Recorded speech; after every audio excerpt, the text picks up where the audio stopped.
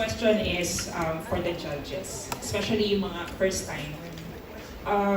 So what's your personal criteria for what makes a contestant deserving of the title PGT champion? At saka, how does it feel, you have the power to change someone's life ba, with one vote?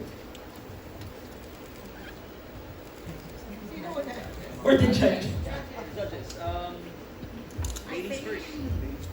Miss Eugene siguro, let's start. Ako na muna. Ang ganda ng tanong. Thank you. Ang hirap ng tanong because bawat act, iba yung nararamdaman ko eh. Personally. Parang minsan, gusto kong makita ng napaka-talented. Pero minsan, pag may humarap sa'yo na hindi naman talaga ganun ka-extraordinary yung talent, pero grabe, sobra yung charm, sobra yung sense of humor, talagang namamagnetize yung audience so that, in other words, I cannot really pinpoint what I am looking for. Most of the time, it's gut feel. And most of the time, I go to the basic, which is, masarap ka bang panoorin? Yeah. Alam mo yung ganun. So, that's what I think. That's what I observed from the past tapings that we already have. Hi, good afternoon. Okay, that's a very beautiful question. Sige, I'll start muna with the first one. My personal criteria, just for me, myself. I think, of course, unang-una is the uniqueness. Kasi this is season 7, so ang dami nang nagdaan sa Pilipinas Got Talent, especially FMG has been here since season 1. And siya yung nagsasabi sa amin na parang I've seen this, ganyan. And kami naman bago lang dito. So, when I say uniqueness, it can be singing, pero parang your own flavor. It can be dancing as a group or dancing individually, pero ano yung talent na kahit na panoorin ko siya ngayon and 5 years from now, ito yung klaseng performance na hindi ko makakalimutan at saka yung klaseng performance na kaya ko siyang panoorin 5 years from now tapos ma-amaze pa rin ako. That's hard. Kasi diba, ang daming pwedeng kumanta, sumayaw, or kung ano mang acts na pati kami na surpresa pwede nilang gawin. Pero parang ang hirap ng performance na tatatak sa'yo and some performance na mag-represent sa Philippines, di ba? So it's really hard. And pangalawa siguro yung uniqueness and then of course talent. We're looking for all kinds of talent, kung ano man yan. And pati kami mga judges, nasusurprise na kanya-kanyang talento ng mga Pilipino, lahat ng kalokohan na naging talent. Ang interesting niya panoorin. So every time nandito kami to tape, para kaming, akala ko medyo chill lang siya eh. Since sa studio, pero it's draining. Emotionally, all emotions. Parang lahat ng tao makakausap mo. And it's different when you're up there and makikita mo siya ng malapit, yung mga nag-perform. And lastly, siguro I'm looking for parang your passion. Just like us artists, diba? Iba siguro, if yes, you have a talent, but it really, parang iba yung nabibigay ng fire within you, your passion. So, nararamdaman namin na if you're just doing it for the sake of winning, for the money, or if you're just doing it para mag-trending, or pinapakita mo yung talent mo because you want to showcase world-class Filipino talent, then that's different. So, for me, a unique talent, then that's a champion. So, I'm looking for those 3 things. Grabe naman yun.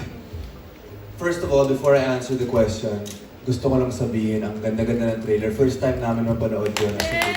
Diba guys, hindi pinapakita sa amin kasi gusto nilang surprise. So, maraming salamat sa front team. Congratulations guys. Nakaka-good vibes, nakaka-excite. Sobrang nakaka-excite. Alright, so to answer your question, siguro para sa akin, it's what type of performance will move the room. The type of performance na after ninyong mapanood, mag-shift yung environment. Ang ganong klaseng performance. Kasi ang dami namin nakikitang talent. And sometimes it goes beyond that eh. You look at the charisma, you look at the personality, you look at how they conduct themselves. So I think we're also looking within. Yung nakikita natin na gaano ba kalala yung fire nila.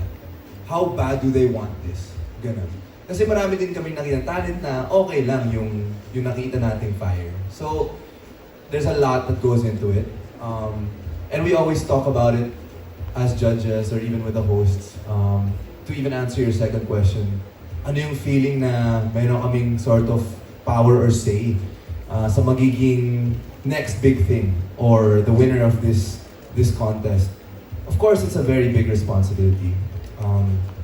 But I think because everyone here is really putting in all of their efforts to really come up with the best possible way we can fairly judge and critique all these contestants. I think the production did a good job in making sure na lahat ng sasabak dito, everyone has a fair chance. And dito, since first time ko sa PGT, dito ko lang nakita talaga na ibang klase yung talento ng Pinoy na kailangan talaga makita ng world stage. So yun yung hinahanap. Yun yung puso ng show. So, yeah, and it's been a crazy experience so far. The most intense thing is never namin malalaman kung ano ba o sino bang makita natin to walk out of this stage, and that's what makes it so cool. So just to be part of this, it's truly a blessing. Alam ko, surprisingly, ang gagaling ng mga bagong judges namin. Thank you, Sir Freddy! Ako naman, I've been judging for the last 6 years and this is 7th year. Masyado na akong jaded, nakita ko ng lahat eh. It's so difficult for me to look for that right talent that would make a difference. But definitely nga ako. There's only one word that will describe. Yung wow factor. Pag tinamaan ka niyan, alam mo na, eto na yun. Which they described in so many words, no? How the room will change with Donnie, right? How it affects you. But it's really hard to judge. And these people are so nice na mabait sila sa mga talents. Na pag nando sila, nilalapitan pa nila. At sabihin sige, umulit ka ulit yan, magaling ka naman. So I love working with these people. Well, my second question is for Robbie and Melay. May hapon, Melay. May hapon masaya. Okay, I know PBB is a lot different, pero syempre, it's still a popular show. Pero may advice ba kayo sa mga contestants sa PGT? Ako ang advice ko sila, humingi sila ng advice sa iba. Hindi, ang advice ko lang sa kanila is, alam mo, kapag sumali ka naman, at kahit nga nagtatrabaho ka sa araw-araw, ang gawin mo lang naman is, do your best. And God will do the rest, di ba? So, pag ginawa mo ng best mo, manong ka ba, may-yes ka ba dyan, basta yung sarili mo na kontento ka, approve. Di ba? Okay na kayo sir. Magkaibang ano siya eh, magkaibang programa. Kasi doon sa isang programa na yun, kung saan kami galing nila. Yes. Sobrang, alam na namin kung paano. Hindi naman namin sobrang alam kung paano yung formula, no? Pero, doon kasi magpapakatotoo eh, di ba? Dito, yes, kailangan pakatotoo, pero ipakita mo yung galing at talento mo. Dahil naharap ka agad-agad sa power judges natin. At kailangan mo ako ng yes. And I think, kailangan mo ipakita yung galing at talento ng Pinoy. That's the basic component. Okay.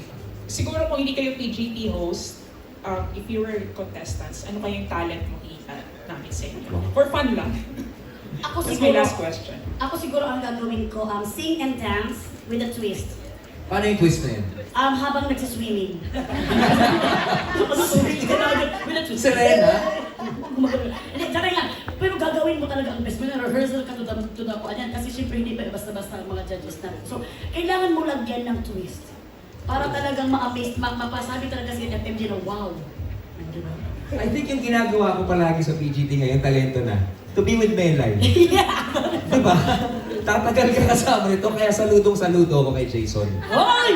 Ang galing-galing mo. Ikaw ang pinaka-talented na tao na kilala ko. Thank you. Thank you so much. Thank you so much, Miss Natalie. Salamat po.